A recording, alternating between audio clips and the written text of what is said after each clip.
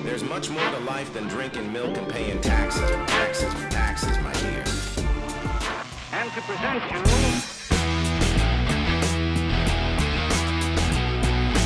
That's mad. Sam Tinnesz, it's nice to meet you. Good to meet you.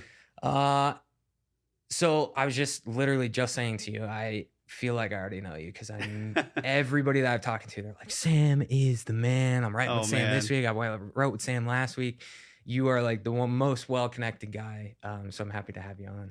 Well, I love hearing that. I mean, I've been here for a long time. So part of it is that, and the other part is probably that I've been like 5 different people in one, you know? Oh, we'll get into all five of those people. So anybody that is listening to podcasts, I only prep one question. I was just telling you this before. Yeah. So I'm going to start with that. The rest of it will just be a free-form conversation. Okay. I was thinking about this on the way as you were driving over. So I still haven't completely formed the best way to ask it. So I'm going to do my best. So I apologize if I fumble through it. But yeah, if you peel back the layers of like the Sam Tinnesz onion and you start digging into you a little bit, you find out pretty quickly you're a religious guy, right? Yeah. Come from a religious background. You got your start with Mike's Chair, which was a Christian band that you toured with for a long time. Kind of burned out there, then became sort of the solo powerhouse that you are now. And when I was prepping for the podcast, I was kind of blown away at how brutally honest your solo stuff was about kind of raising your hand, being like, I've got some problems. Yeah.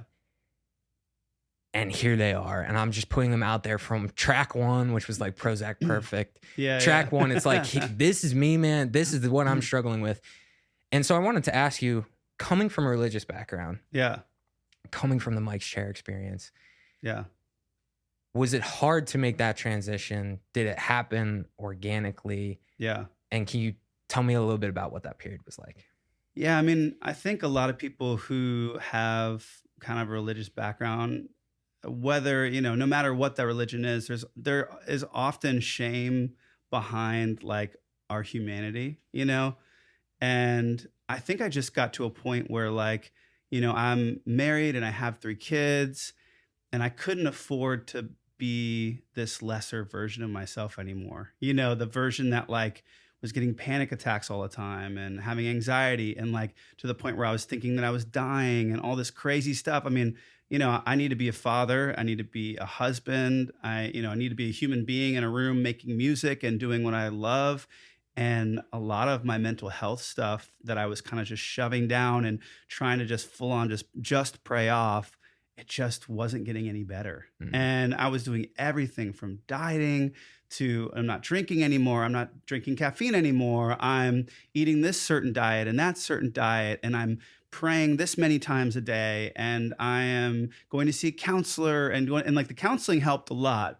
And honestly, exercising helped a lot. But at the end of the day, the only thing that truly worked for me, you know, was getting on a little bit of medicine. And it was really humbling. I mean, I think up until that point, you know, when you face everything that I've faced in my life and you come out in a good spot, you almost feel godlike because you're like, how did I make it? How did I make it through all this? You know, my dad dying at a young age, my stepfather being, you know, I say slightly, I can't even say it anymore because it's just so weird, but him being abusive verbally and physically. And, you know, and then on top of that, you know, going through multiple miscarriages with my wife and having multiple failures of music and just all that stuff culminating to a lot of trauma.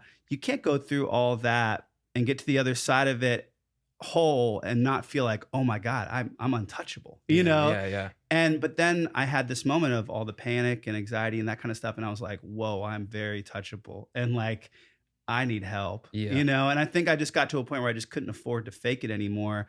I was at a point where I was going to lose everything. I was going to lose, you know, it was getting to a point where it was really affecting my marriage and really affecting my role as a father, like to be reliable and to be, you know, steady like you should be. So I think I just got to a point where I couldn't fake it anymore. You know, I had to do something about it. I had to get better.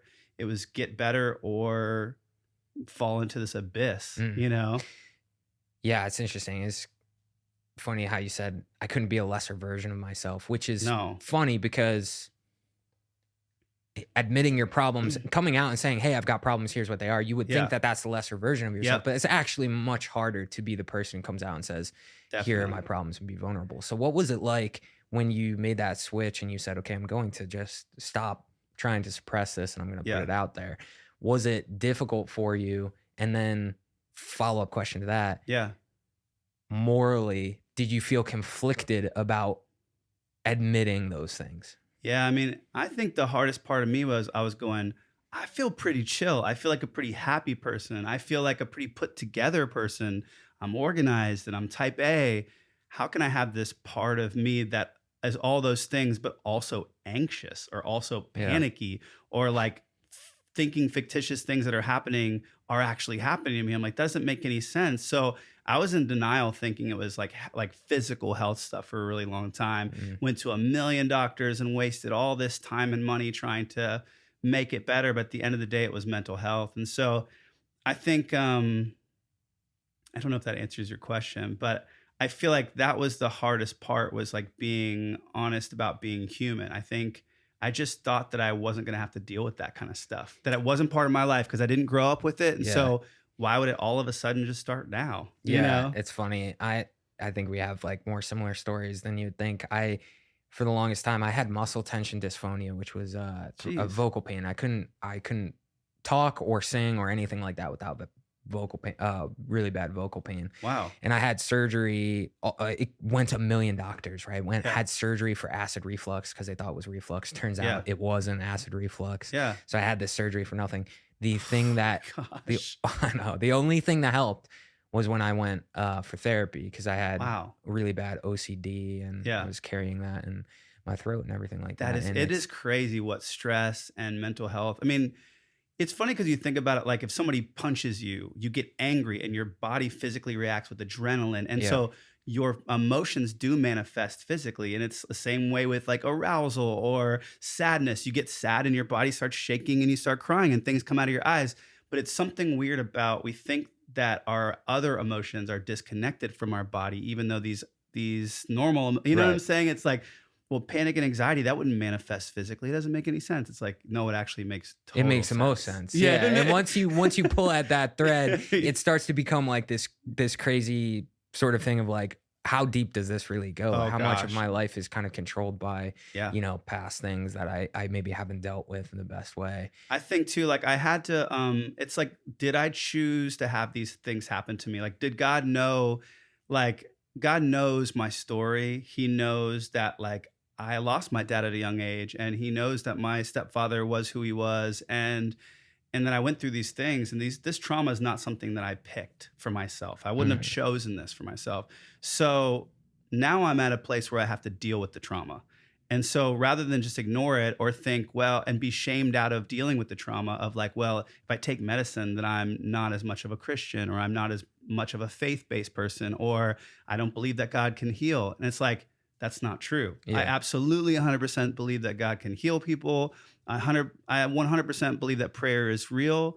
But in this moment, God wasn't using healing or prayer to heal me. He was using medicine that he probably divinely inspired someone to figure out how to use. Because I don't know if you know this, but it's like things like SSRIs, like Lexapro or Prozac or things like that, they don't truly know how it works. There's a bit of mystery to it. Yeah. So even in that, you're going, okay, God must have planted some sort of divine thought into somebody's mind, like, hey, try this. And they tried it and it worked. And they don't know why it works, but it does, you know? Which is a little nerve-wracking, but it's also, it's like that story where, I don't know if you ever, the guy's on the sinking ship and the lifeboat boat comes by and he goes, I'm waiting for God to save me. Yes. And then the guy dies and God says, who do you think sent the lifeboat? It's like, sometimes you do have to look in the world for real solutions.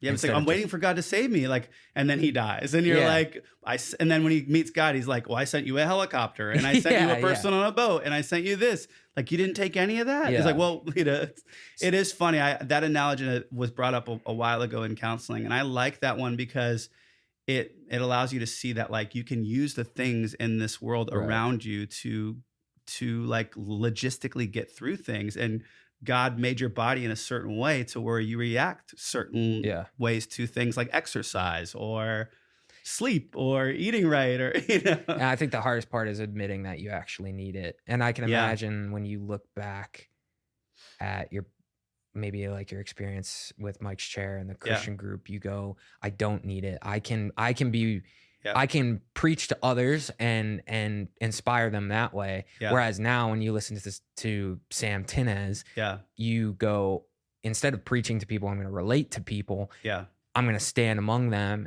and they're going to understand that I'm right there next to them going through these struggles. It is crazy, the dichotomy and the just kind of like you have Christian music, which you would think would be the most vulnerable. You would think would be the most honest. And in some ways it is the most honest as far as truth side. Like, they're talking about God and they're talking about a struggle, but then God magically swoops in and changes everything and makes it all better. And that's not always the case. There isn't always a bow to every story. I think, hopefully there is some time in your life, but it's not as fast as the CCM songs make it out to be. And then there are certain things you can't talk about that people struggle with in real life that you can't put in a Christian song or even admit as a Christian artist.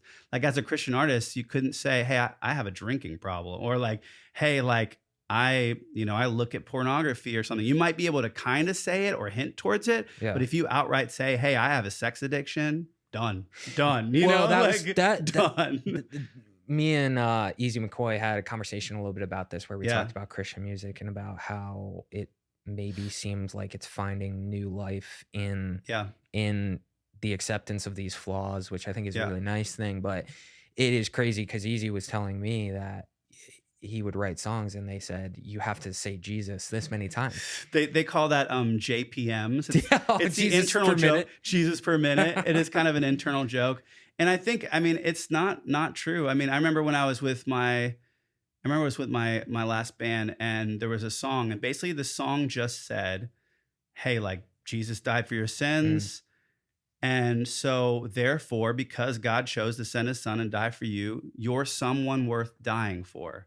Like to look at somebody who maybe thinks that they're worthless, maybe thinks that they're a piece of garbage, a maggot, like some churches would tell you that you are, but say, hey, you know what? Actually, you're actually loved, and you're a child of God, and you were put here on earth for a purpose, and you're not a maggot. You're not a piece of trash. You are someone worth dying for. And literally that message was so controversial. Like we had people bringing us to the radio stations telling us that it was heresy. Really? That it was heresy. But as we're walking into the stations, the people working there were like, hey, this song like really affected me in a positive way. Like it changed my life. Like, thank you so much for writing it. Then we get into the PD's room, and the PD's going, this is heresy. My pastor listened to this and he said this is, and I knew at that moment, I was like, it was kind of a moment where I was like, I don't think this whole thing's for me. It's funny. I've noticed this repeatedly over and over again, that it's always the people that relate to it. And then it's the few people at the top who have power and control who say, that's heresy. But everybody else is going, dude, I know exactly what you mean. I went through a similar struggle. But that music rarely, and I think that's changing now because music is more independent. It's easier to release without labels. And I think that's why you're seeing a little bit of a revival, not necessarily of like Christian music, but of like spiritual, based music. Because people have the permission and the ability to actually share what it's authentically like to be a human being. It's crazy because I think, and this is like kind of at the risk of sounding like an old man shaking his fist at the younger generation. That's my whole life. But there's a bit of the Gen Z thing that drives me a little mad, though. It's like they know that sharing your emotions and overly sharing is a tool that makes people connect to you. So sometimes they manufacture an overshare to make people feel connected so they can have a TikTok moment. And that drives me crazy. Okay. I don't like that. I'm glad you said that because I wrote a song a while back it was called Untitled. It's very creative.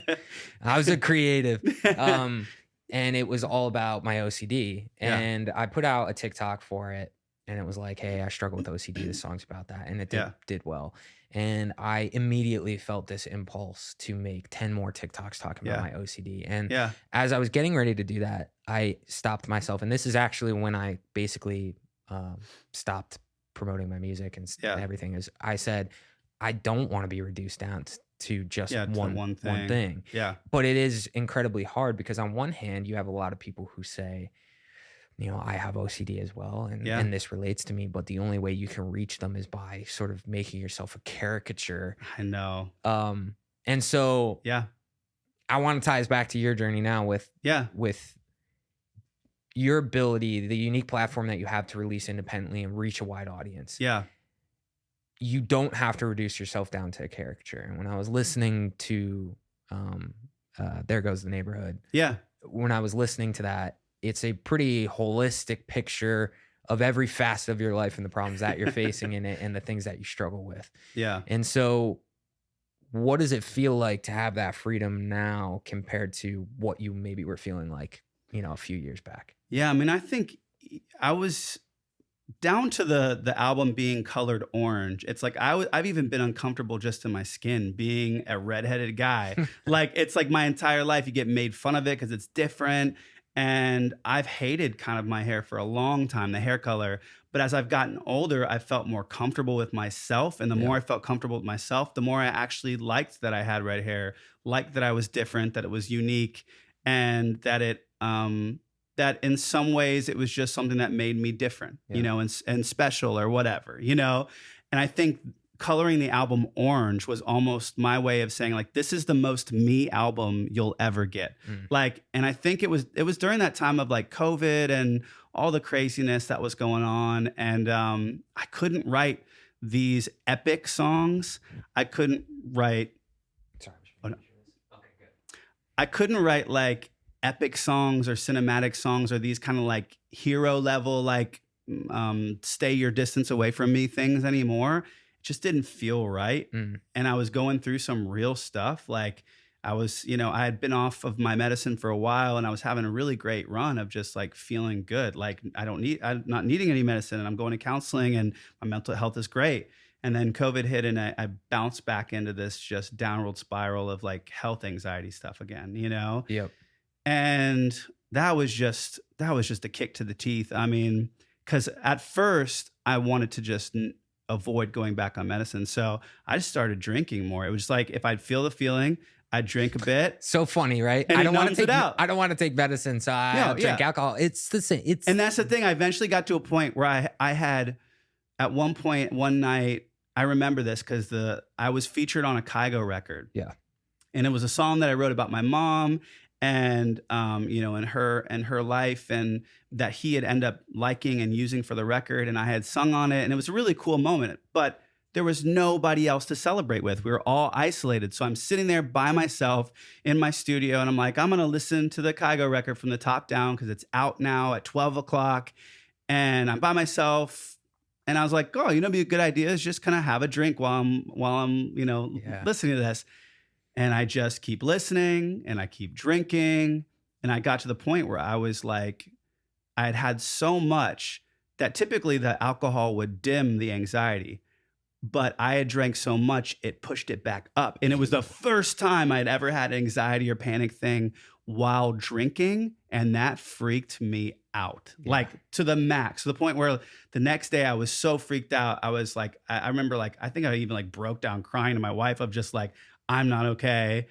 And I was like, I think I need to get on medicine again. And I was so ashamed of like that I needed it, Yeah. But all that was happening while there's all the political unrest and there was like civil unrest. And it just, the world felt like it was coming apart at the seams. And so I was like, well, I guess this is a good time as ever to make an album that not only genre-wise, like, late 90s, early 2000s sound, like what I grew up listening to, but also, topic-wise, I want to talk about some stuff I've never talked about. Yeah. I don't know if it was my most successful album, if I'm totally honest with you, but on the art level, it was the highest form of art I've ever made in my entire life. Wow, that's the dream. I mean, you release the commercial stuff to fund the stuff that you really want to say. Exactly. And oftentimes it doesn't always reach as big of an audience. But yeah, what's remarkable is I feel like the more and more I talk to people now in this like post-COVID era, the more not unique that experience is. It's crazy. Of people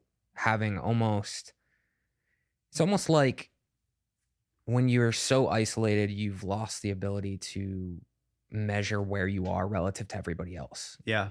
And the only thing that you have to go off of is social media, which we all know is not realistic. Yep. And so as people sort of filtered back into reality now, I'm having more and more conversations like through this podcast and stuff of people who are like, did you kind of lose your mind over the last couple of years?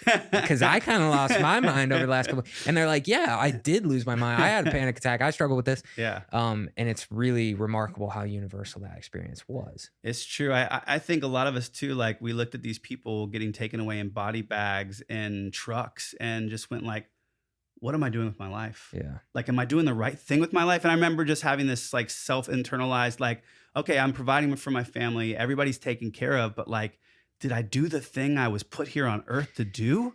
And it's kind of a deeper question, but it's a real question of like, what was I meant to do? Money wasn't always the chase, you know? And like, money's not my master. Like, money's a good servant. It's a horrible master. You know, you can serve your community, you can serve your family with money, you can, you know, help your life, but it's not a good ruler, you know, to be like, oh, I'm going to do this because of money, you know? Yeah. You can really waste your entire life chasing money. So I think, you know, I just had this, I don't know if necessarily it was the greatest like career choice, you know, but I do think it's caused some crazy things to happen. It was like the moment I started doing that rock record, next thing I know, like I bump into Chris Carrabba from Dashboard. He's an old friend of mine. And then he ends up on the record. And then I meet Nick Wheeler from the Rejects and he ends up on the record. And these are bands I listened to growing up, you know? And then next thing I know, like I'm writing this song that ends up, it's going to be Sum 41's next single for their last record, like that I wrote on. And it's like, none of that would have happened. And there's other things too, but none of that like rock stuff, the cooler stuff that I'm excited about, even writing with Michigander and being on, you know, being a part of his record writing, like none of that stuff would have happened if I wasn't in this other era, you know? Well, I want to underline that because a lot of our students listen to this podcast and I think it's important for them is when you're authentic to yourself, you attract it's no surprise that you started working with the people you admired when you started being authentic to yourself. Yes. And it was crazy how uniquely specific, like when I started doing my thing, how I sound naturally, like those people, like Richard Patrick from Filter and Dashboard and Nick from the Rejects and getting the Sum 41 thing. And like, it was all these pieces, you know, it's like recently I just wrote with Lit for their record. And I'm like, these are bands, these are bands I grew up listening to. That's like the all-star board. It was crazy. I mean, so like, and I really have to contribute all of that to making this record where people no longer saw me as only the sync guy. Yep. They saw what I was truly capable of, at least I think. And in some ways, not monetarily, maybe not stream-wise, but like artistically, what a win, you know, to be in these rooms with these legendary people that I love, respect, and making music with them because they somehow think that what I do is worthy of being in the room with them. And I want to get to the sync stuff in a little bit. Yeah. But I was going to say, like, I remember when I was younger and Simple Plan put out Welcome to My Life. You remember that song? Yeah, definitely. And I remember walking up to my mom and I was like, this song is what my life feels like. And she's like, what are you talking about? You have a great child. Like, what are you talking about? Like, but it's just one of those things where you want to take it to your room. You want blasting. You want to be like, you know, I'm just misunderstood or whatever. Yeah. And when I was listening to There Goes the Neighborhood, I got that same feeling where it was like, this is something where you want to, and I got the impression that you grew up as a fan of that type of music too. Yeah, 100%. And it was kind of nice because when I was listening to the album, I was like, it seems like you're getting to almost live out your childhood dream of you're with the bands that you probably listened to your entire life. Yep. You're kind of being your most authentic version. You're being honest about yourself. It must have been pretty cathartic. It was really cool. I mean, that was a really, like, it's probably a 3-year span of where I was just making the album I wanted to make, making the music videos I wanted to make, doing the imaging, and like making all these choices not based off of what do my fans want, what do people want out of me, what does my licensing company, like sync company, want out of me? Just what do I want to do? And I, you know, I think I got to a point, there was like maybe 7 or 8 years of doing anything to make a living. And then once the living happened, I was like, and COVID happened, I was like, what do you want to do? What is your sound even? Like your Was that a thing? hard question to answer? It was tough. I think, funny enough, I mean, I don't know if anybody would get this out of it, but there was an artist named Oliver Tree, and he's kind of a wild, wacky artist. I know him. You know, and the first record that he made, I somehow bumped into it during COVID times, and it was like what the stuff we listened to, the late 90s, early 2000s stuff with guitars and like these like kind of emo-y, like sad boy melodies. But I loved it. And I was like, and I looked at the numbers and I was like, this is crazy. Is this coming back? Yeah. You know, it was the first tinge before MGK, before some of these other rock things really took off. It was the first tinge of like, this could be a thing. This could come back, you know? And so I just started making songs that I was like, well, if he's doing it and it's going well, I'm just going to try and see what happens. Yeah. You know? It's cool because a lot of people always try and trend chase. Yeah. And by the time it gets done, the trend's over. It's way over. And so it's oftentimes easier to just make the thing you want to make and hope you catch the right time. Yeah.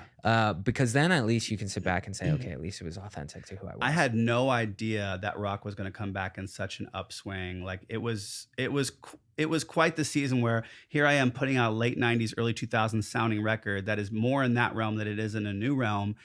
And you know, Sum 41's playing arenas and all these other bands like are having resurgence from that era. And Blink-182 is, again, one of the biggest bands in the world. Yeah. And Travis Barker is the biggest producer. And Weezer has their first #1 record ever. And I'm going, thank you, God. Yeah, you know, it's like, I had no idea this was going to happen. I just wanted to do this. And, you know, I think that if I would have done that record at any other time, it may not have been great timing for it as far as like commercially. But I really lucked out that it was like, everybody was kind of feeling what I was feeling. Like I miss these anthemic rock songs that have singable guitar solos and quirky lyrics and sometimes self-deprecating and, you know, all that stuff. Yeah, you want screaming in your room. Yeah, you want to scream while your in your mom's room, downstairs. Yeah, mad at your dad. You know. Okay, I want to ask you a question on something you said. Yeah. You said this album artistically was the best thing you could ever do. Commercially, not your best. Yeah. What does that feel like? Because it's a question I feel like most people wouldn't ask an artist. Yeah. But I think it's something that every artist wants to hear the answer to, because when you release something that you believe is true to yourself and it doesn't do, not that it does poorly in any regard, but it doesn't reach the heights that some of your other stuff does. Yeah. It feels almost like an admonishment by society where they're saying like, go back to what you're doing. I know. So how do you process that? That was definitely hard to process. To make a record that I felt like was the most me, the most self-deprecating, but also somehow wildly on trend with what was happening. I was thinking, I'm going all in. I'm going to do music videos. I'm going to spend money on all this stuff. Like, I believe in this, like full-heartedly. Now, looking back, I don't know if I thought about them as like, if any of them as like radio singles or like, I think I was a little confused about social media and how some of that worked, like music videos versus putting that money for music videos into more short form content. Yeah. I think that it was just starting to edge towards like short form content was fully taking over. So I feel like I missed some of those cues. But ultimately, I mean, it did make me question, like, and even now, like, it made me change my strategy for this next year. My strategy for this next year is to go, okay, I'm putting out an EP of these songs under a new band called Society of Villains, and they're all like villain anthems, bad guy anthems, just like my song Play With Fire that went platinum. And it's like, so for fans of that song, they get this project. And then in February, I have a whole bunch of songs that are coming out that are more like sports anthems, because it's been a very long time since I've given fans who have come to me because they love Legends Are Made or Ready, Set, Let's Go or Wolves or these kind of sports anthems. So I'm going to give those people what they love in February. And then in March, I'm getting together with Tommy Prophet and we're going to do a collaboration record that will most likely be very over the top, cinematic. Might be dramatic, might be, aggressive. There's going to be a lot of different flavors in that record. But at that point, I feel like I've given the core fan base, which I care about. I want people to stick with me. Yeah, of course. I took them through this hellacious journey of a year and a bit of all these music that they never asked for and they didn't come to me for, because it's like when you're a fan of Coldplay, you don't come to Coldplay for them to make a metal record. You know what I mean? You come to Coldplay because they make you feel good and emotional, and their lyrics are going to cut to the soul, and it's going to be, atmospheric. And so I knew I was taking a left turn, and that the real ones were going to come with me on the left turn, but a lot of people would probably drop off. My hope was that new ones would come alongside. And when that didn't happen, it was a little gut-wrenching. It was a little upsetting. But I had to just go, all you can do is go with your gut.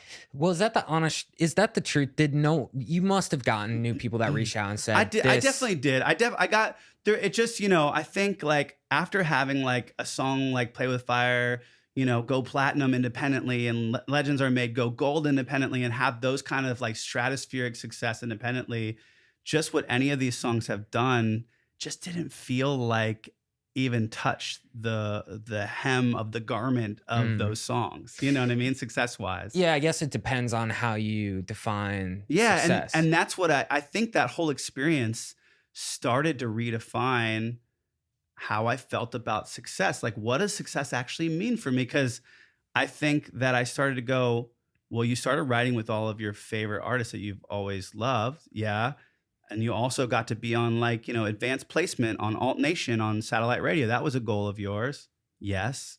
It's like I got to express myself in a way I've never done before and show my lyrical prowess that I've never shown. Because in TV film, there's a certain dialogue. And even in Christian music or pop music, there's some things you can and can't say. So I could say anything in this, And so I think I had to start looking at it like success, not just numbers, not just money, not just people going, man, that was awesome, and we love this, but like also other things. I don't know, Yeah, it's hard. People loved it. There were some people, like I had a girl come to a show, and it honestly was like, if I would have just made the record for her and a couple others that were that level of fanaticism about the record, it would have been worth it. Yeah. But she showed up, had a shirt that was like all orange with these characters from the record on, that she had made this sweatshirt.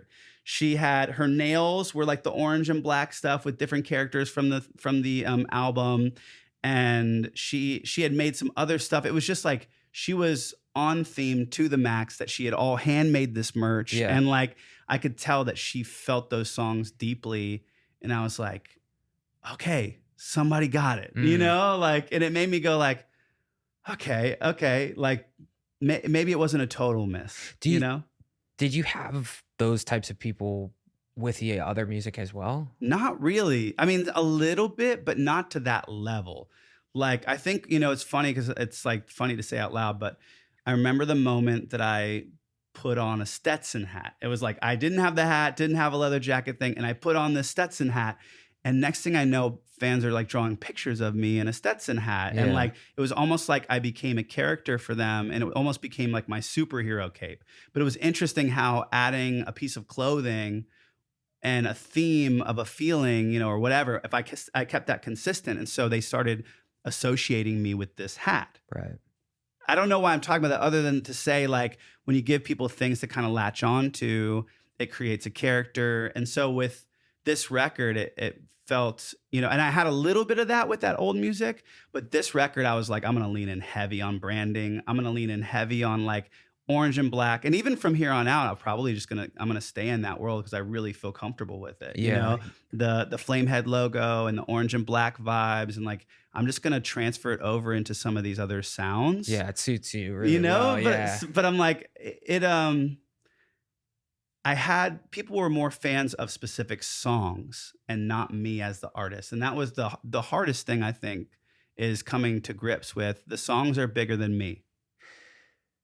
Interesting. Okay. I know I have a question on that. I just don't know if I want to get there. I'll ask you now. Yeah. So I asked Easy the same question. Yeah.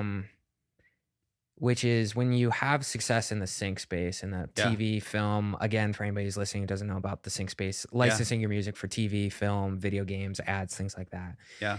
There is a subset of artists who I think would have a visceral reaction that say, I can't do that because it needs to be purely authentic to me. Otherwise, I'm not doing it. Yep. And they sort of stand in the way of their own success, right? Like the way you funded your album where you got to do everything you wanted to do was through a lot of the success you had in the sync space. Yeah. But it's hard to develop a fan base that knows you for who you truly are if you're doing that. And so on one hand, the money's great. Yep. The streams are great. Everything's coming in. But I can only imagine that when your head hits the pillow at night, you go, where do I stand in all of this? Yeah. And so I don't know. I'm I mean, it's it's really wild because I remember recently meeting one of the heads of UFC, and they have used a lot of my music in the past, really aggressive, kind of intense music. And when I met him, and I was kind of what he said was a nicer person and kind of like a relaxed guy, and he's like, he literally said out loud, he's like, man, you're kind of ruining it for me, bro. Really? And I was like, what did you think I was gonna be like? Freaking, punch you you in know, the face? yeah, like, I mean, I think he thought I was gonna be a meathead or somebody who's just like a rock star, like kind of aggressive, and I get it. I mean, from the music, I guess, you know, I got a lot of that out into the music, or I became that caricature through the artist thing, but ultimately that's not who I am. That's a part of who I am, but it's a very small sliver. Like that only that side of me only triggers like certain situations. You know, it's not a like every day I'm that person. Yeah. You know, which I can only imagine the girl who showed up with the painted fingernails. She probably knew who you. She knew who I was. She knew. It's like, it was weird because I think she knew me and I could tell. And it was like, to the point where she knew certain things that she would do or say, like, would make me happy, to be like, hey, so I listened to the song and this part of it means this to me. And like, what did it mean to you? Did it mean this? And I'm like, yeah, you got it right. Like, that's what it means to me. And she's like, oh my gosh, that's so cool. And I love how you included strings on this song but not those. And, you know, it's like she was in. And I wanted to, like, I don't know, I just wanted to see if I could make that happen. I think there was a part of me that was like, yes, you're truly an artist because you have a gold record or a platinum record, or you've had syncs, or you've had this amount of streams, or you can say that. But the real true artistry, when you can say I'm truly an artist, is when you can put music out and someone fully understands who you are, and they understand more about themselves because you've allowed people to see into you more. Yeah. You know? I think it was Rick Rubin who said it, something along the lines of like, there's the craft and then there's the art. Yeah. And the craft you can get really good at, you can make a lot of money at it. Yeah. But you can do that without making art. And It's so true. And it's so true. It's got to be, it's such a challenging line to walk, especially as a musician, because it's so difficult to make money from your art.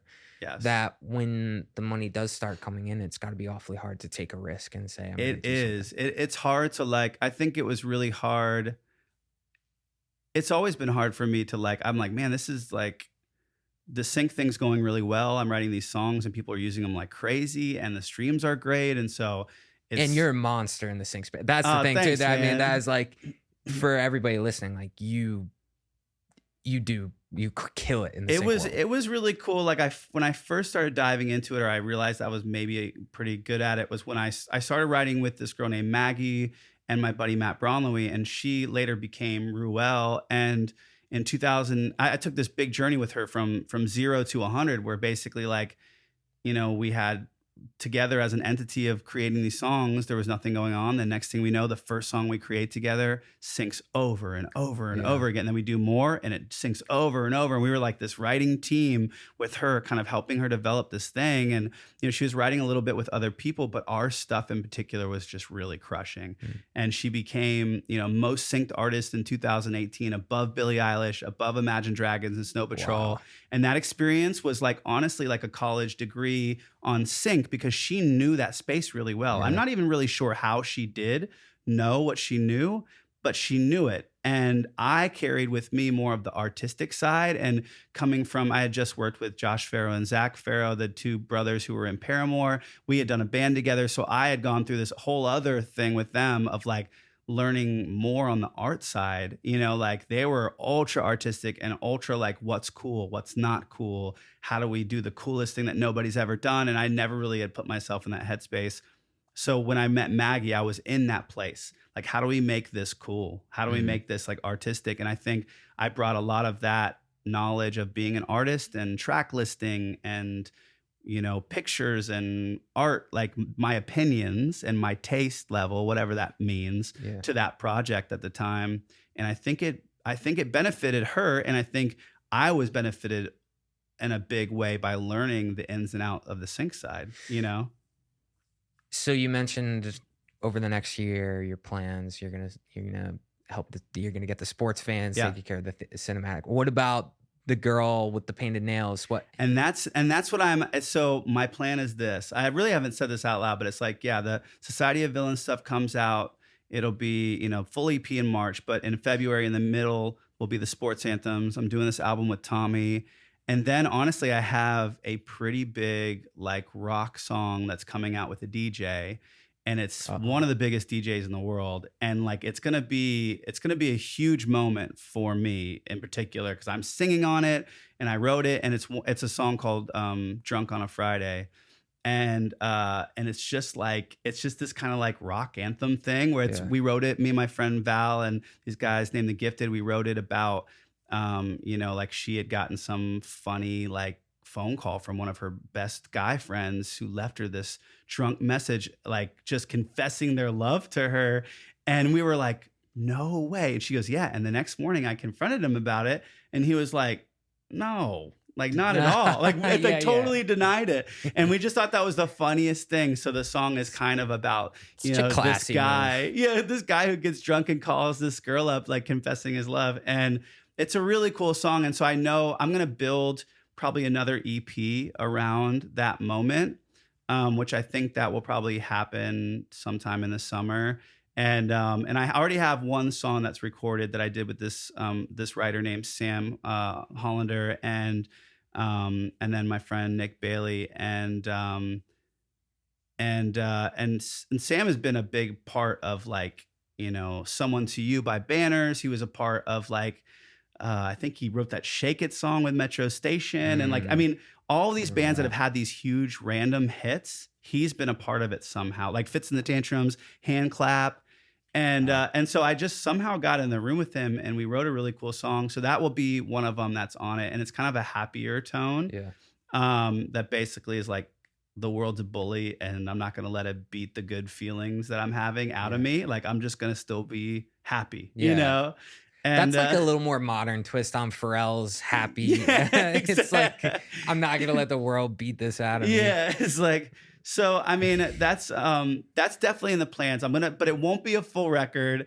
And I probably won't do like 9 music videos like I did for this last one. I probably have to be more reasonable about it so I don't lose my lunch. I'll do an EP. I'll release them as singles because I love that experience. And then I have a feature that's another rock feature coming out with a newer artist that hopefully will come out around them too. But I think that might be the cycle for me. I think that may be the most authentic cycle I can do of just, hey, here's some villain anthem stuff for the fans of Play With Fire. Here's some sports stuff.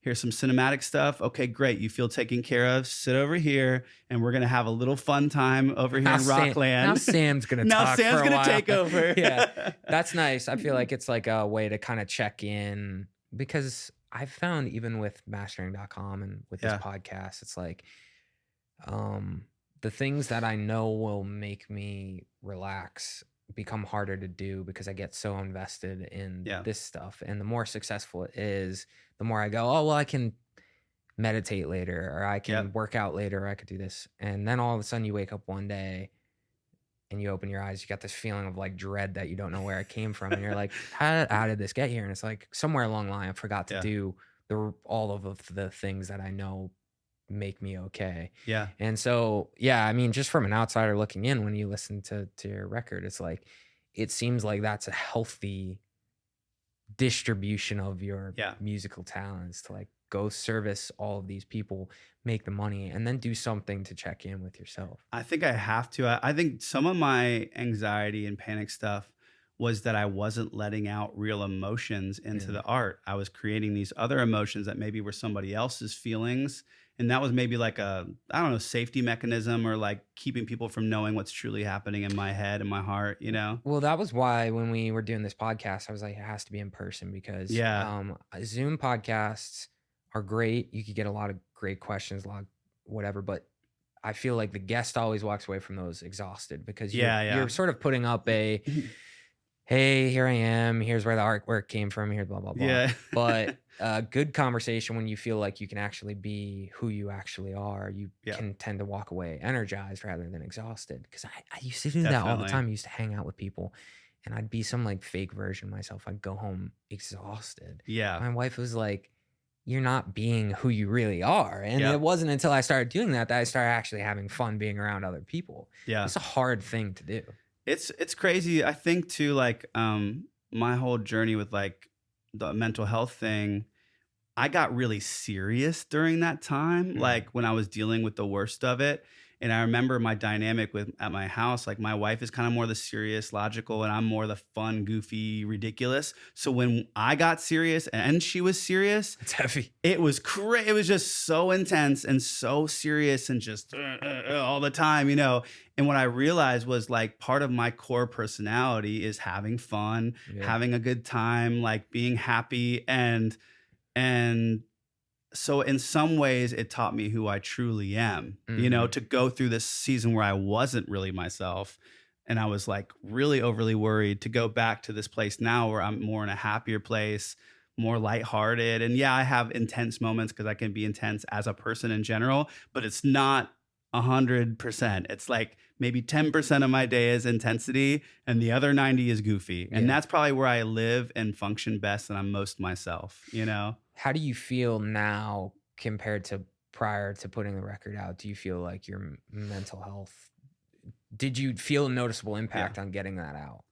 Man, I think so. I think I feel like a happier person after releasing what I feel like is more like me.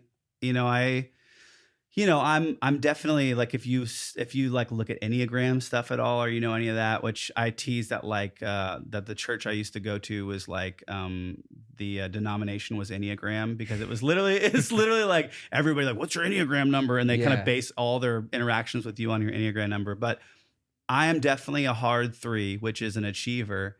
And so I like but I'm like, it's like 3, the achiever with a wing of a 2. So I like to help, like a 2 is a helper and kind of more like, you know, helping other people. And so like, I like to win, but not at the cost of others, you know?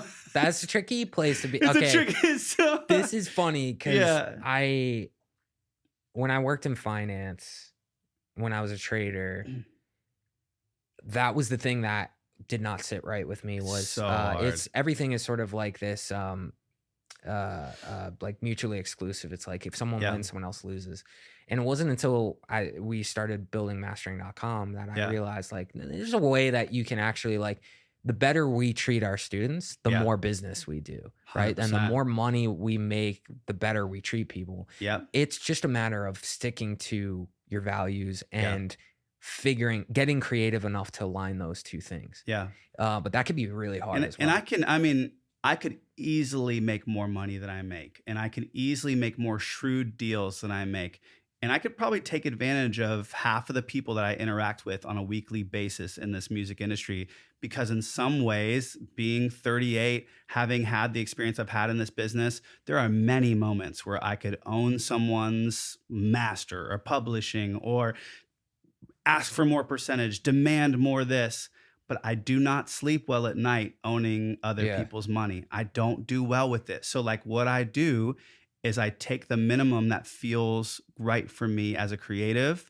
You know, when I'm in the room on splits, I take what I feel like I've earned, or I take less than what I've earned, because I don't feel good doing more just because I can. it feels so wrong, and it comes at the cost of the other person. So yeah, maybe I demanded my 50% being in the room while there are 3 people in the room. Well, that comes at a cost of 2 other people, and maybe these 2 other people aren't as well off as I am in this moment, or doing as well as I am. Like, that could have really helped them. Like, what am I doing? You know? Yeah, it's funny because like on the surface, it's just the right thing to do. Yeah. But even if you put your capitalistic hat on, it's still the dumbest thing to treat people poorly, because so dumb. Because as I said to you at the very beginning of the podcast, what has everybody told me about you so far? Great guy. Yeah. Can't wait to write with him. You're crushing it because people like you for you, and they word wouldn't would get feel that way. Word would get around real quick. Yeah, they wouldn't feel that way if I was nickel and diming them on percentages. Yeah. Or if I was in the room demanding this or that, or acting entitled or whatever. Like, those are not qualities that people value. They value like how you make them feel. Do you make them feel like the best version of themselves? Mm-hmm. Do you give them benefit of the doubt if they're having a shit day? You know, like, do you give them, more percentage sometimes than they deserve, you know? And I think people, I don't know, what would be, this is so morbid, but what would suck is, like, imagine you're like a ghost in the room during your funeral, and people get up on the top and they're like, Sam was such a great songwriter, and he wrote such hits as da da da da da da, and he made $1 billion, da da da da da da. And then they put it down, like, anybody want to say anything about Sam? And someone gets up like, oh, I've got something to say. He was the most amazing songwriter I've ever written with, and very successful. Anybody else have anything? No? Okay. Yeah. Like, my hope is that my songwriting, my success, my things that are like that are just footnotes in this bigger story of treating people well, making them feel seen, encouraging them, helping them when they're in their worst parts of their life. Yeah. Like, if we can be that person, like, truly, without wanting anything for it, just, I feel like you'll be happier. Your health will be better. You can work with more people, you know? Yeah. Like, I feel the same pressure, and it's a lot of pressure as well. And I think the thing is, and by the way, what time do you have to be out? I'm good for right now. Oh, you're good? Just let me know. Okay. There's a lot of pressure, and I'm willing to bet this comes from coming from a religious background, because I came the same exact way. Yeah. That you want your work to mean something and to not just be a means to an end. Yeah. But it becomes very disorienting, because if you do have success like yourself, then you start to have to say, well, at what point do I have to draw a line between my work and the things it's supposed to be affording me, which is like my family and my friends and my values and the things I believe in. And so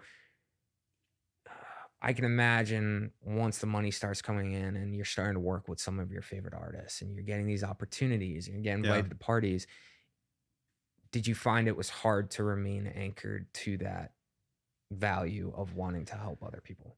Yeah, I mean, I definitely think you start to go really inward and you start to think about yourself a lot. You know, like, you start to think like, well, if I just stop giving time to these random people at coffee shops when they want to meet for this, or if I just stop kind of caring about when someone reaches out telling me about their bad financial situation, like, I'll feel lighter, and I probably will feel more like I'm giving more energy towards my art. But I think, and it's funny because my wife, she's on the other side of the spectrum in the sense that, like, when people look out for number one, she's like, I mean, that's their prerogative. Like, if they want to look out for number one, like, that's not wrong per se. It may not be the ethically best choice, you know, but that's up to them, you know? It's funny because when I was listening to your record and I heard that song, is it what Sometimes People Suck? Oh yeah. Knowing your background, knowing that you're a religious person, I was like, I know you don't even believe that, like, because I'm sure you believe that people are good, otherwise you wouldn't feel the desire to help them so much. Yeah. But there is something cathartic just being like, some people really do look after themselves first. And even if you want to do the mental gymnastics and say I can understand it. I can see why people do it. They're taking care of their family. No problem with that whatsoever. But it's hard to not get angry about. And I think too, at the end of the day, there are two mindsets that you can have in life. You can have the mindset, and I guess it's kind of new agey sounding, but there's a mindset of abundance where it's like you truly believe that there's enough for everybody. Yeah. And there kind of is. There really is. But then there's this other mindset that's scarcity, and it's kind of like a beggar's, like orphan, like poor person's mentality that sometimes people grow up with, and they can't help that that's how they grew up. But it's like there's bread on the table and there's little crumbs, and I'm going to get every single crumb I can possibly fit in my mouth, even though there's other hungry people at the table, you know? And that's been the hardest thing in the music industry, because the middle class is very small. You know what I mean? Yeah. You're either really poor and having a lot of hard times, or you're doing really well. There's very few people that are kind of in the middle that are just making it, you know? Yeah, I keep kind of waiting for that moment. And that's kind of like part of what we've started to try and do, like with mastering.com and Mad Records, and where we're going with that is this idea of like kind of like whacking the pinata at the top and like being like, not in a way that you're forcing people to give up their money, because that never works. But but if you can change the structures a bit so that you can create sort of like middle class musicians. Someone used that term with me the other day. I thought it was brilliant. It's like people go, "There's no money in music." It's like there's a lot of money in music. And not only is there a lot of money in music, but it's the one thing that's never gonna go anywhere. Especially like when there was a pandemic on Earth and everybody was like boycotting vacationing and all these other things, they were streaming our music so much. Yeah. People relied on the music to get them through the hardest time of this pandemic stuff. And it was like, I realized in that moment, oh my gosh, this stream of income is kind of untouchable. Yeah. Right. And so I think the challenge is realigning to say, okay, there's no money in this particular area that I'm in, but there's a lot of money over there. And we need to find a way to be creative enough to give ourselves the power to be able to get some of that, so we can at least just live our lives and do our thing. I've been writing lately with an artist named Cassidy Pope, and she has had such a wild career of like, she was in one time in a rock band called Hey Monday, like punk rock band in the early 2000s, I think. And then she went on, I don't know if it was American Idol or The Voice or something like that, and ended up being a country artist and had lots of success on radio with that. And then now she's kind of back to this rock thing. And we talk all the time about making money in music and touring and versus streaming and all these different things. And one thing we've been doing lately is writing songs that feel like her as an artist and a vocalist, but still have a lot of potential to be used for sync, to be used in a sports thing or a trailer thing. And I think it's something that she's ever really let herself experiment with. And what's wild is the first song we did was some of the most creative, coolest melodies, coolest track. We had like this almost like borderline like hard rock metal breakdown in the bridge, but it also could sing. So it was like this elevated version of art, and it had the things that helped things sync. So it's been really cool to like talk with really ultra artistic people like her and be like, hey, we can do both. Like, I've done this for so long to where I'm like, I know exactly what to put in these songs to help it also land and sync along with be a great just song, Yeah. That's an interesting like skill to be able to bring to the table, because like it's fun to like blow people's minds of like, wait, what, change that one word and it'll sync? And I'm like, yes. Well, this has been my avenue into music in a sense, was because I came from the business world. And I said this last time, was like, artists always want to be business people, and business people always want to be artists. Yeah. So true. Artists always want money, and people with money always want to be artists. Yeah. And so when I came from like the business world, I was like, what do I have to offer the music world? Virtually nothing, right? Like I wanted to make it in music, but I don't really have like a whole lot to offer. And I was like, well, I've got this business background, and I can teach the fundamentals of business about how to make money from it, and let people know and let artists know it's okay to make money from your art. You've almost been brainwashed into this mindset of like, true. If you're making money from your art, you've sold out.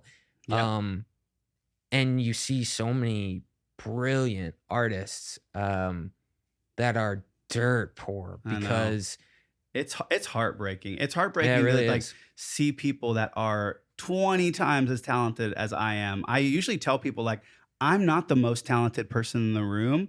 I'll give myself credit to like being this, that, or the other, but like most likely I've just learned to monetize it better. Yep. You know? And that's the case for so many artists is that, and especially the more creative you are, there's usually a scale that's like inversely correlated. The more creative you are, the worse you are at monetizing yourself sometimes. It's so true. If you can align those two things and you can be creative at monetizing yourself, then you'll do quite well. But there are some brilliant artists that just completely miss the boat. It breaks my heart because it's like there are people, you know, where I'm looking at them and I'm like, you're incredible. Like, I'm like, dude, you literally could take your phone, put it right in front of you, sing some cover song in some garage where you have the reverb going, and people are going to ooh and ah and drool over you. You have this God-given gift where your voice is just freaking amazing. And you're not doing it because you don't want to be on TikTok or you don't want to be on Instagram or whatever it is, whatever the excuse is. But I'm like, it would literally change your life. You would go from being dirt poor to having probably hundreds of thousands of followers and companies reaching out to have you endorse their products, which they would pay you for.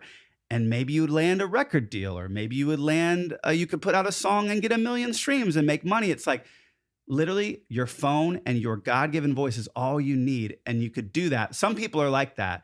I'm not necessarily that guy. I can't just sing into a phone and have people react over it. Nah, I've never. You know, but it's like, but some people do. They have that voice, and those are usually the most creative, the most talented, are usually the ones who don't even think about that angle of like, oh, I could just take out my phone, record a reel of me singing, you know, whatever classic song, Beatles song or whatever, and people freak out, and next thing you know, I'm getting viral moments, you know? Yeah, and I always wonder why it is. I think it's because they're kind of like, they're after something higher. They're and I'd be curious to get your thoughts on like, if you go back to your Mike's Chair days and you look back at that version of yourself, it probably would have been hard to tell him the things you were saying to me right now. I was a guitar player in a Christian band, and I always tell people, I'm like, if I can go from a guitar player in a Christian band making $600 a month doing music, but touring my butt off, to what's happening now with sync music and everything that's happened for me as an artist and things I would never have dreamed of. Like anybody can do this. Like anybody can do this with some just strategy and finding, like, I call it like, what is your natural habitat? You know, a shark out of water is just a floppy, fleshy thing. It is not dangerous. It may have sharp teeth, but it's not that dangerous. You can literally step on its neck and kill it. Like, but when you put that fish in the water, you put the freaking shark in the water, and you're in the water with it in its natural habitat, it is one of the most dangerous creatures ever. And I think it was me finding my ocean. What is my natural habitat? And when I found it, I became one of the most dangerous creatives out there, you know? And it's like, but until then, I was the floppy shark on the beach, you know? Yeah. That's such a great point. And I'm trying to put my cynical, like, religious hat on. Yeah, go. Let's go. I want to ask you this question. Like, let's say I'm an old Mike's Chair fan or whatever, and I like the music that you guys were putting out. And I now see that you're about to put out an EP with Songs for Villains, or Society of Villains. Society of Villains, and you're making great money and you're killing it. Yeah. Me, the cynical religious guy, goes, that guy. Yeah. He had it. He was following God's plan, and now he's having success because he's embraced this villainy. And me sold my soul. Exactly. now me, the real me looks at this and goes, you're probably the healthiest that you've been. Yeah. You're probably in incredibly better place than you were back then. Yeah. You're probably helping more people than you ever have back then. Definitely. You're probably more in touch with like who you really are and being able to embrace the fact that, yeah, okay, I've got flaws and whatever. Yeah. And I think it's that gap between cynical version of me and real version of me that keeps a lot of people from ever kind of following your footsteps of taking that pressure off of yourself and saying, I'm allowed to be fallible and have issues. Does that make sense? Yeah, no, definitely. I mean, I think it's hard because as a Christian artist, you have to like present yourself as like a super Christian. Yeah. Like you are not only an expert at Christianity, but you are an expert at life. You're an expert at fatherhood. You're an expert at all these things that you're really not an expert at. You know, nobody is. Like nobody is infallible except for God. You know, so it's like, I think that like the sooner we can acknowledge our human condition and how flawed we are, the sooner people would be even attracted to the idea of God and the idea of these things that could help their life. Like if I'm like, hey, I've got everything all together, and like, and people are like, why do you even need God then? You seem to be doing just fine on your own, you know? Yeah. I think, people, maybe back in the day, it used to work to just be like, I'm perfect, because you weren't able to investigate and find out all the horrible things that they did. Dude, and some of the stuff, like these books on some of these artists where they tell it all, you're like, that was happening while you were telling everybody that you're this perfect person. You know, you're like sleeping around on your wife and taking cocaine and like all this stuff. Like, it is funny to apply like today's lens to like old school heroes. Like I think it was dang, this is gonna sound wrong if I get the wrong person. But I'll say gosh. I think it might have been Eddie Van Halen or something like that. Who, I don't know where I pulled this. This is horribly irresponsible. I'm gonna say it anyway. Someone like that who beneath the stage had women that in between the songs. Oh, I've heard about this. He would go below the stage and he would sleep with these women in between songs. I think it might have been Led Zeppelin or one of those bands. It was somebody. One of those like Led Zeppelin, Van Halen, somewhere in there. I don't know who it was. Sorry, Eddie Van Halen. R.I.P. R.I.P. Yeah, we will never tarnish your name. Yeah. No. But it was one of those bands, like a hair metal or like big band. And that's just one of obviously a million different stories of what used to be like rock and roll lifestyle. And now you look back on that era and you go, these were very probably mentally troubled people, people who had real issues that never acknowledged it. And I think that's, half the reason if I'm the boomer who's shaking his fist at the sky, it's like, back in the day, we used to, music used to mean something. It's like, that's because you guys didn't talk about anything and you brought it all on stage and you had these meltdowns on stage. And so it kind of is weird nowadays to be aware of your own flaws and still try and make that type of art. Have you seen the documentary on Netflix about Robbie Williams? Mm-mm. So Robbie Williams, like a lot of Americans aren't as familiar with him as like people from the UK. Yeah. But he was a gigantic pop star in the UK, like the level of like a Coldplay over there. And his story is just like heartbreaking of like, going from kind of being cocky youth, in a boy band to breaking off and doing his own thing and not really ever acknowledging his traumas, not really ever acknowledging his addictions. And as things got bigger and bigger and bigger, he had more and more of a meltdown. Yeah. And watching him, like it's like crazy because it's like, himself now, who is a more healthier version, obviously an older adult, but still super cool and obviously a rock star still, but now a dad and a husband. He's going back and looking at this film of his career, and he even before something happens, he's like, oh, I'm not excited about watching this part. He knows that it's almost like, okay, this part of my story, this is a dark part. Well, that's the crazy thing is, every artist who's listening to this goes, if I got a song with Kygo, I'd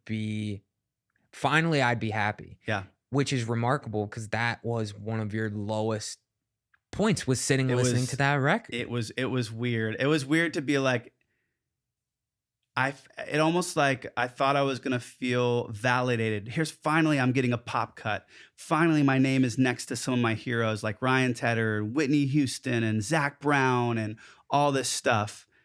And I'm just having this mental breakdown, drinking myself into oblivion because I'm sad and, wishing that people were around me and that I wasn't in pandemic and that I didn't feel like I was going to lose everything. Yeah. And, and it's like, gosh, in real moments of life, stuff like this, it doesn't matter like you think it would matter. No. It's not fully validating. It's one speck of validation into an endless hole, Yeah, I've like stopped expecting things from my career. Like I like even with this podcast, it's exciting. Yeah. And you go, I'm gonna get to interview really crazy people. But Yeah. I'm never expecting to go or to be on my deathbed at 90 and be like, I'm really glad I got to interview that, that Sam Tinnesz. Not that it's not lovely. No, totally. But it's like if you search, it's like the meaning has to come from going home to my wife after this and trying to be happy with the family and the life that I've created. Yeah. But that is so hard sometimes. And it is, especially in music, because everybody's waiting just for something to break their way. Yep. That's so hard to not be jealous.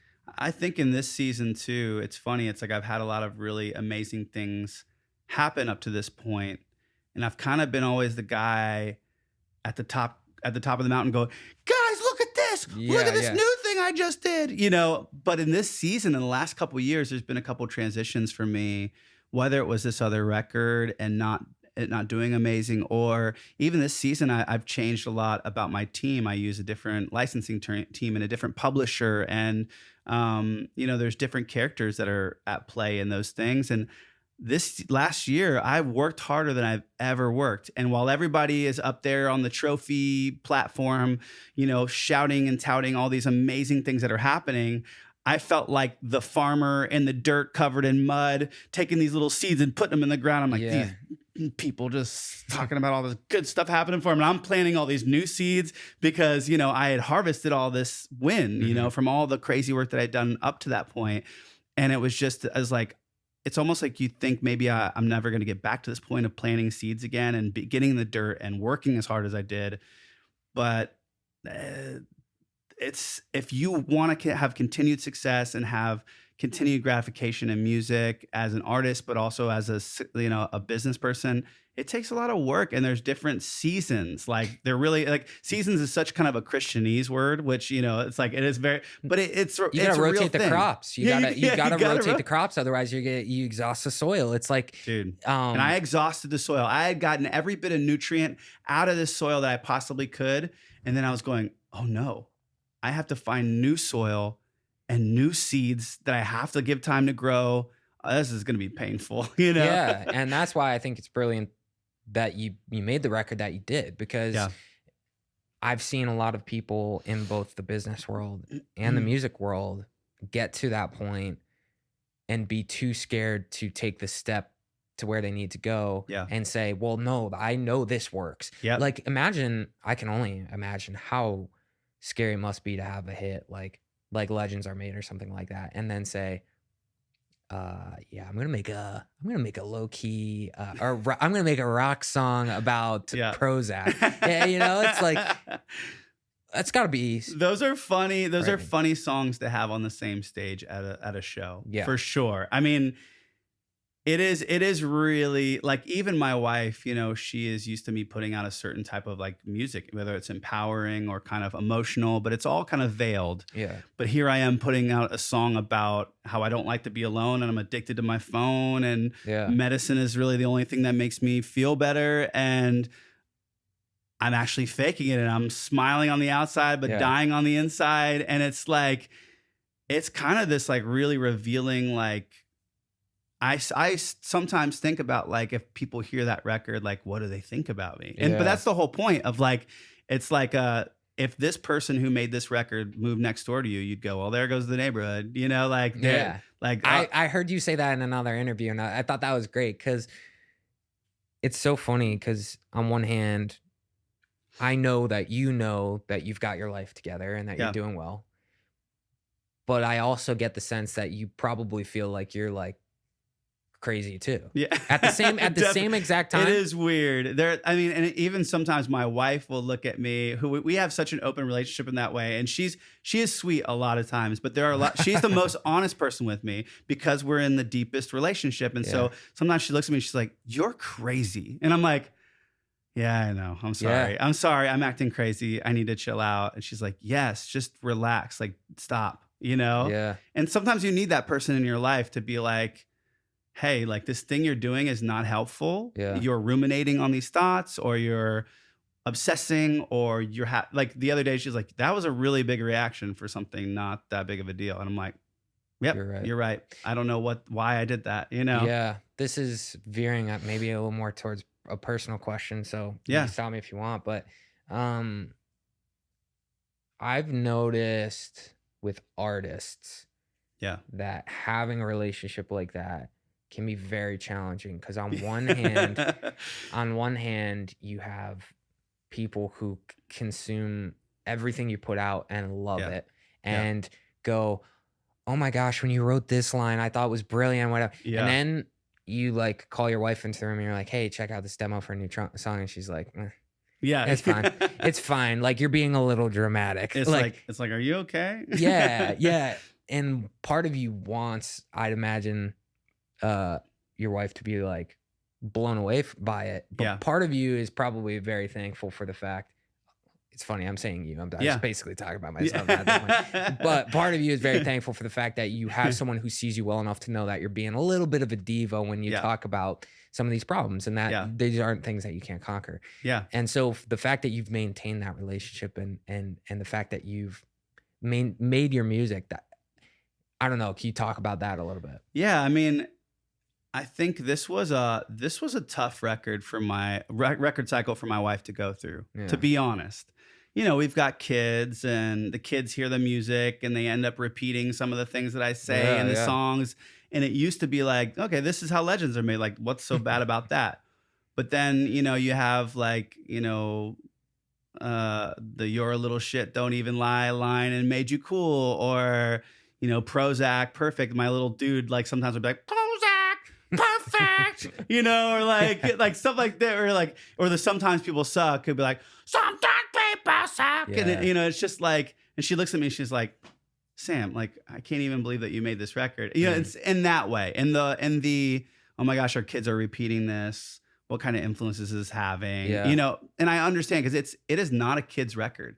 It's an adult record. It's adult topics. And, but what's weird is that where I see it as an adult topics record, someone like her who really knows me is almost like, "Why are you reverting to your like high school self?" And I'm like, I'm not reverting to my high school self. Yeah. I'm just talking about feelings that maybe I've never unearthed, that maybe some of them are from high school or college, but I've never actually like have been able to admit it, Yeah. And I think it was a hard record for her to like, I don't know, as of someone who really knows me very well and has been through all the seasons, I think it was hard to have her watch me step back into that person and maybe get a little weirder and get a little goofier on videos and maybe be a little bit more self-deprecating, because I think in some ways, people who aren't artists, that's embarrassing to like tell that stuff. Like adults to each other, they put on the face and they put on the mask, and as like everything's amazing, everything's good.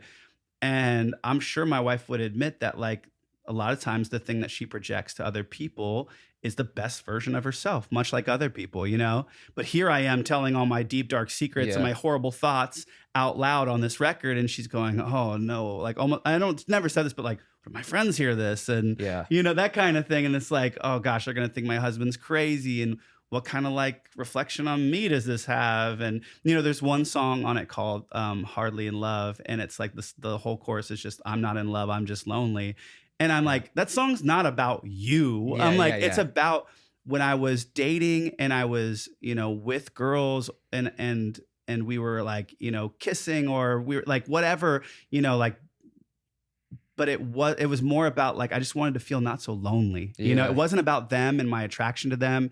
It wasn't even about being in a relationship with this other person. And that's wrong. And it was my reflecting on like, man, that's so wrong to use people like that. Like, you should actually have feelings for people and not just be using people to numb your pain and with pleasure, you know? And it's like, I think that was just a realization that I had looking back on my relationships and how horrible of a person I was during those periods of time. But someone could listen to that song and be like, is that about his wife? Yeah. You know, and I'm sure to her that could be embarrassing, you know? Yeah.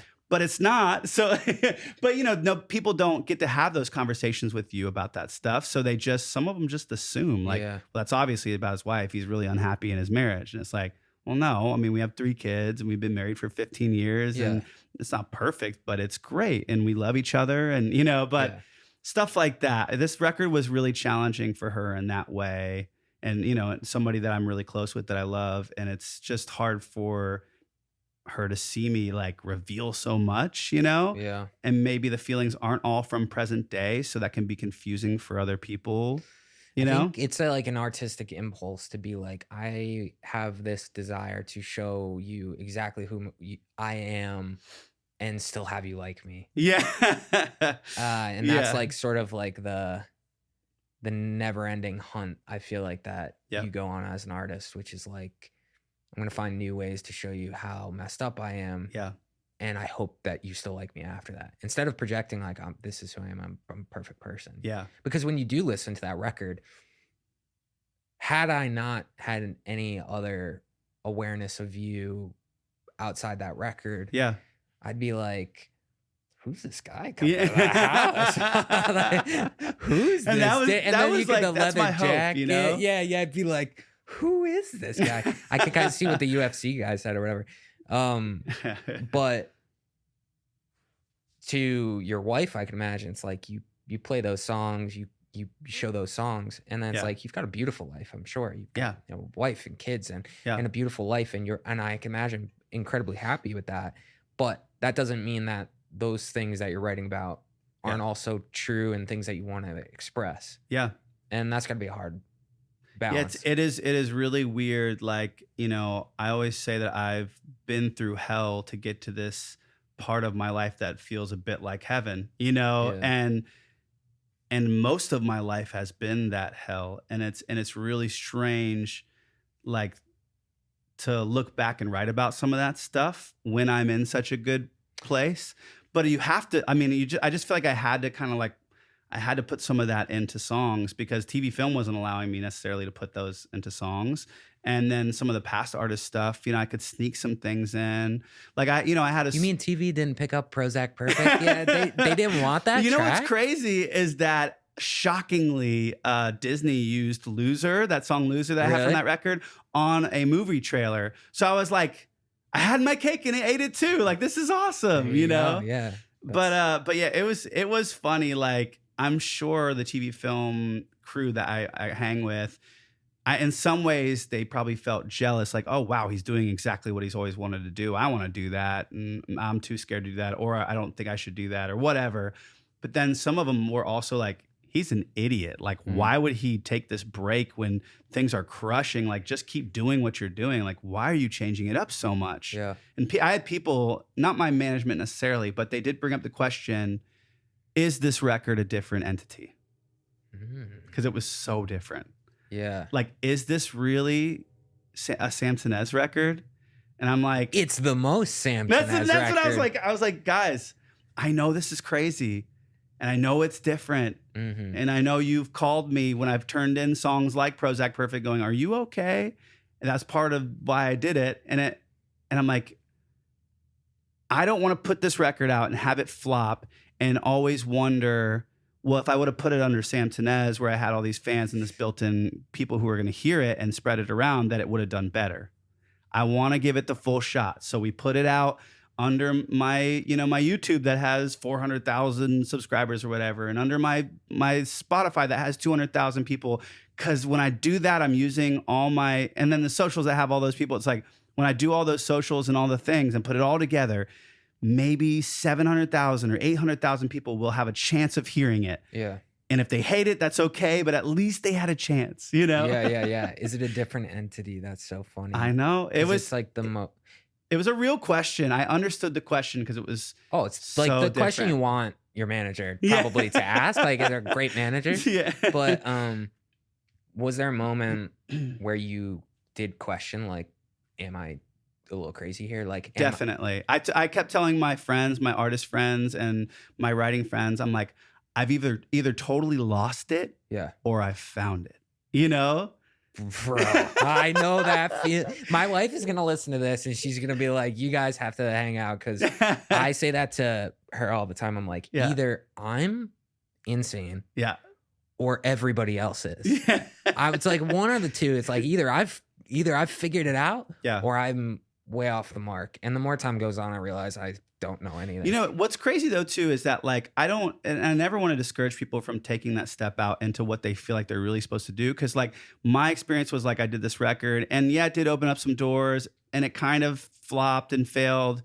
But there are people like Noah Kahan, his whole story, not a ton of success leading up to this thing. I mean, maybe he gotten signed, but it depends on how you consider success. It wasn't big monetarily success or fans or whatever. He's playing these tiny places. Yeah. And then he does this folk record that his label is telling him, don't do this folk record. Don't do this. Why are you doing this? This is not the move. And he goes, this is the move. Yeah. And it blows his stuff up. He becomes one of the biggest alt artists of right now. And that is the reason why we take these huge leaps. Big risk, big return, you know? I remember when I was quitting my job, I had a plan to quit my job in finance. So we would get our bonuses paid out in like February. And I was like, I'm going to get this last bonus and I'm going to quit. It was February 2020, right? Yeah. So COVID literally hit as I was like getting ready to quit. And I remember being on the phone with my mom and she was like, you can't do this. And I was like, I know if I don't do it now, I'll never do it. And and I was like, and I can't live with that. I could live with being homeless if I had to be, but I can't live with the fact that like I had an opportunity and I didn't do it. Yeah. And like you said, flopped.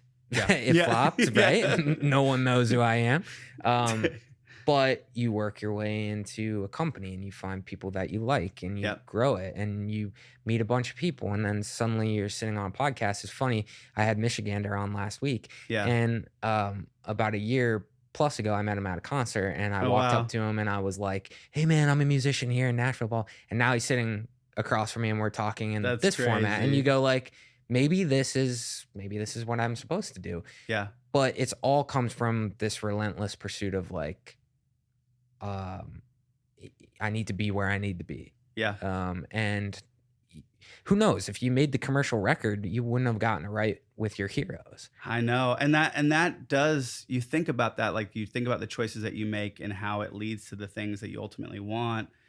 But it was a different list of wants. It wasn't the old list of wants of like more syncs or more money or more numbers. It was this new list that kind of is unpurchasable. Like it's invaluable, like to meet your heroes, to work on their records and to like have some of them on your songs and like to be on a radio station you listen to and things like that like, how do you really quantify that monetarily or even numerically? You can't. Well, can't, you know? I want to ask you actually about that experience. Was like, you had these heroes that you now got the opportunity to work with. And you said to me before, you said, you know, I always say to people, I'm not the most talented. I'm just the one who was it intimidating to walk into those rooms with those people and say, hey, not only like, am I in the same room as you, but I have something to offer here.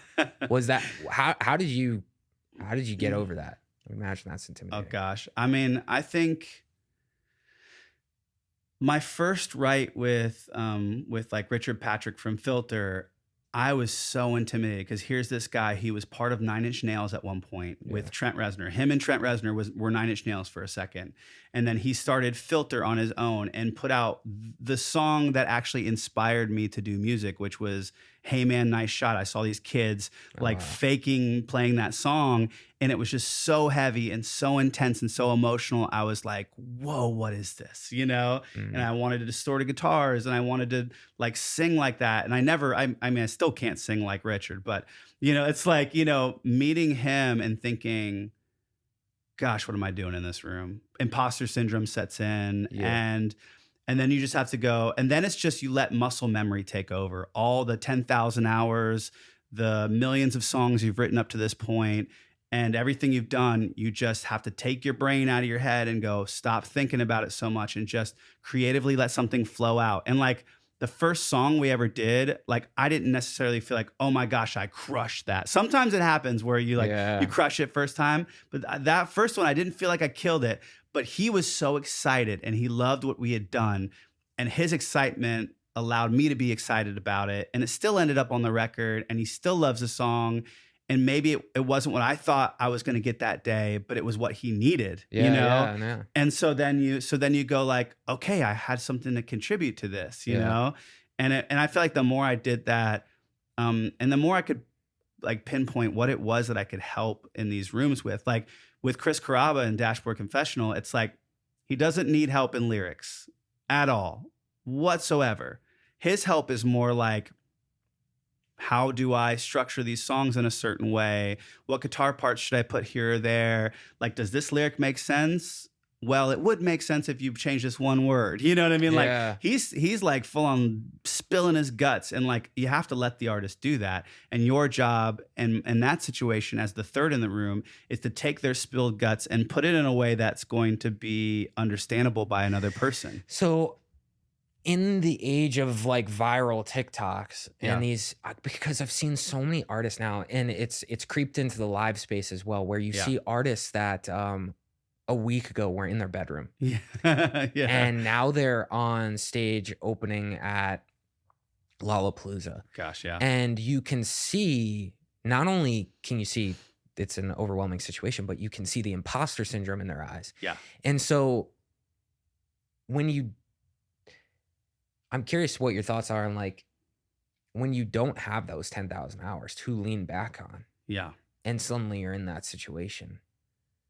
What do you do?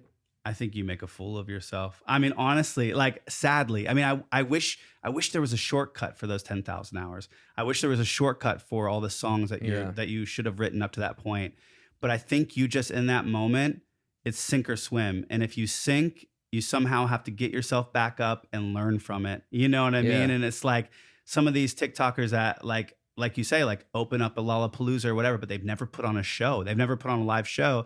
And I get that a lot. Like when I play out a show, I've been playing shows since I was a kid. So I know how to put together a show and what that looks like and feels like. And people come up afterwards like, dude, I didn't know you could like put on a live show. Like I wasn't expecting this from you. And I'm like, oh, okay. Like you're probably expecting like the TikTok kid or like the Instagram person who just kind of plays some songs and awkwardly fumbles through a thing, you know? But I would take that opportunity too. This is the thing where I really sympathize with like musicians nowadays, because had I had a song blow up and someone offered me that, I would have taken it. Oh, 100%. No way you're saying no to that. I would have been like this. You know, hey everybody, like this one's for my mom. Yeah, this one's about my OCD. You know, thank you for letting me live in your house, Mom, rent free. Okay, here's a song. Like, so, what would you do? What would you do? Honestly, I feel like it's what I do now, in the sense that like I surround myself with the most talented people I can get myself around. You know, it's like you realize if you're as self-aware as you possibly can be, you think of the things that you're not great at. Like I'm not amazing at engineering on a computer. I'm not amazing at comping vocals and and getting sounds. Like that's not my forte. So I surround myself with people who are world-class engineers, world-class, you know, production and, you know, sound designers, and I lean into the lyrics and melody in the song, you know, and how I'm going to perform it. And maybe I have vision on some of the other things, but like they help me bring that vision to life. So if I was a TikTok star who just got famous and having all these huge, you know, things, I would reach out to people that I respect who probably will now know my name and know who I am because I'm a huge TikTok star. And I'd say, hey, I would love to like include you in this somehow? Like, will you help me write songs? Or can I pay you to like help me with my stage presence? Can I pay you for your time to teach me about how to put together a show? Can you be in my band? Like, what, whatever that looks like, just surrounding yourself with the most talented people that maybe aren't the best at business or aren't the best at social media. So they need the money or they need the opportunity to come alongside you to like then bolster you. Like, you have this seed of opportunity. And if you can just push some soil around it and get some water on it, it'll grow. And then you can grow into this thing that you fell into.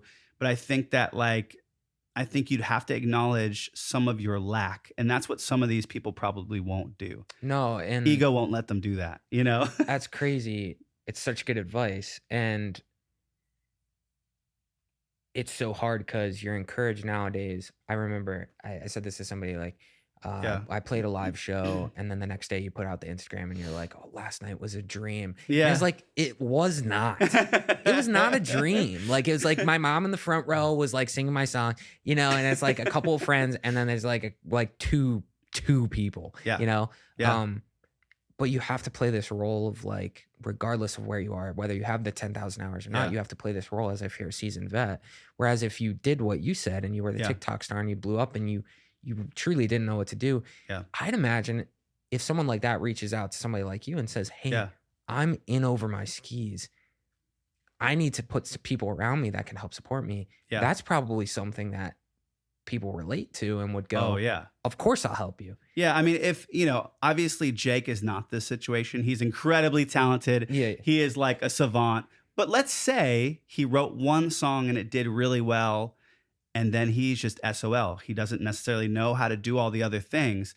If Jake reached out to me and was like, hey, bro, like, I need you on my team, I'd probably drop a lot of what I'm doing right now to come alongside and do whatever I need to do to help him continue, because of how exciting that opportunity would be. Here's this brilliant voice and this song that was taking over the world of like golden hour.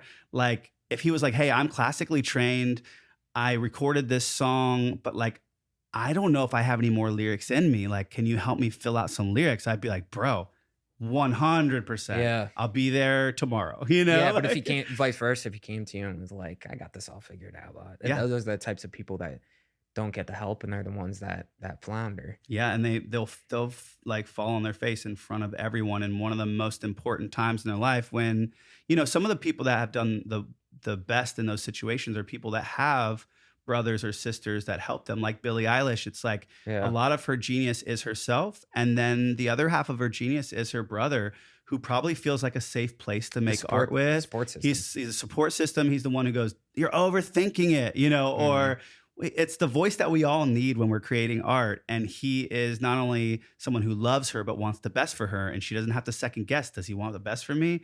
He's a brother. Like, so it's like, I think Jake is the same way. He has a brother who does music with him, and I think they do it together.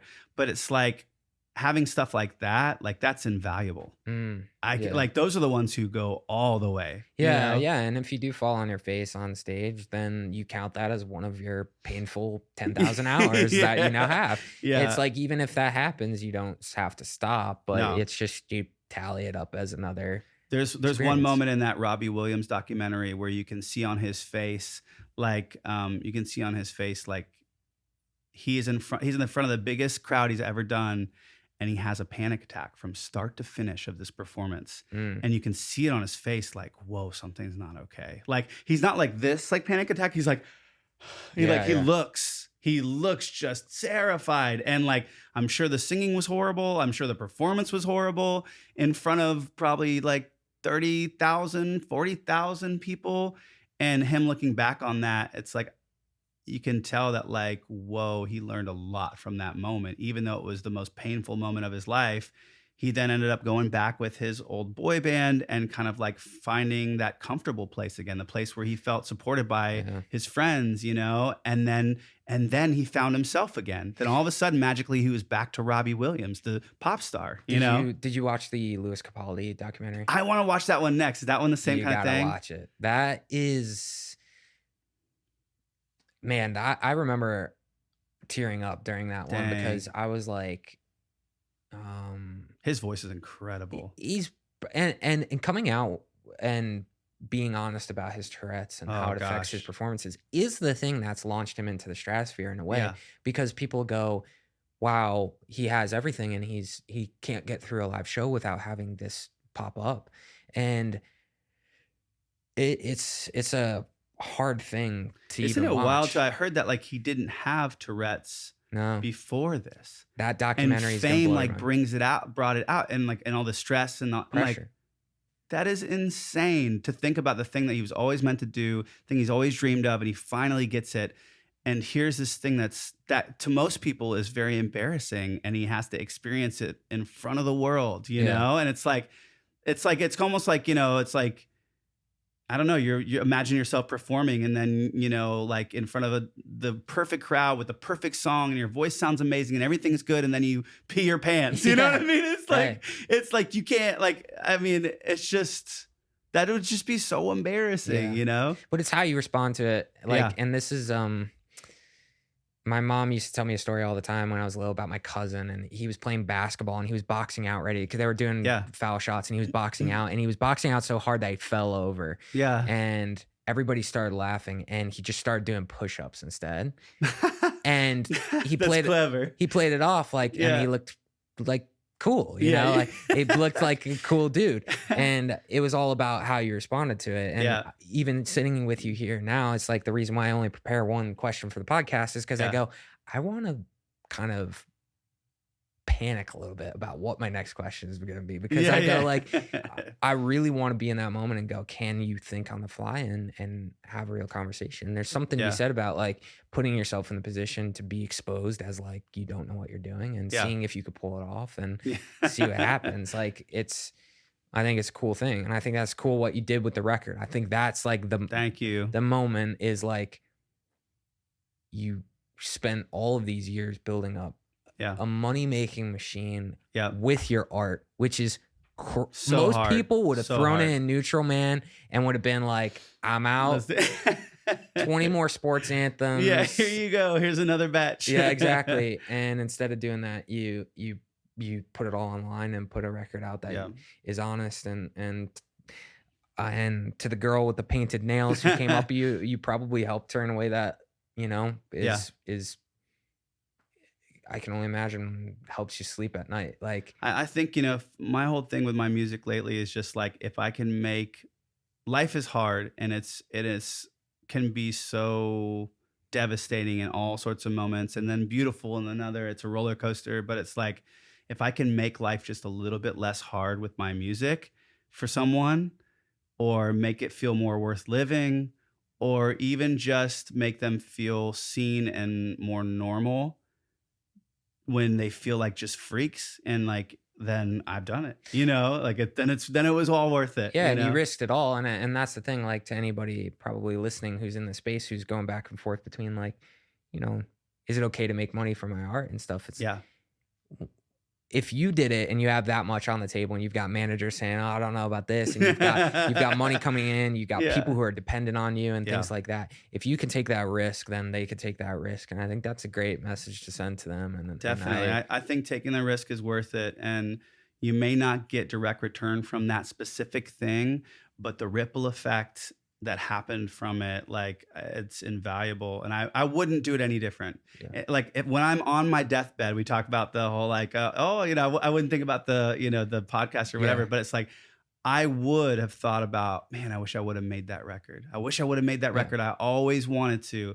If I didn't, you know, what would have happened if in this moment where all this streaming and people listening, if I would have done exactly been myself and like put out music that I love, like, what if it would have blown up? Like, what if that could have been the thing, but I wasted all my time on something else? Yeah, you won't remember the label execs. You'll remember the girl who was moved by the song you put out. And what else matters? Yep, 100%. That's the true the religion. That's the true God that everybody's reaching for. But man, it is. I think being your most authentic self, whether people like it or not, it is like, it's the most compelling. Yeah. People will be drawn in, whether it's the train wreck to watch or, you know, a horribly embarrassing thing, but like, everyone will watch. Yeah. You know? Yeah. Well, dude, you did it. And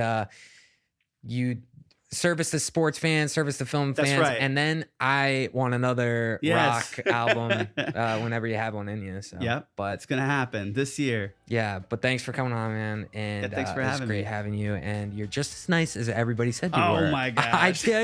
Crazy leather jacket and everything. You're just as nice as everybody said. But thanks for Thank coming you. on.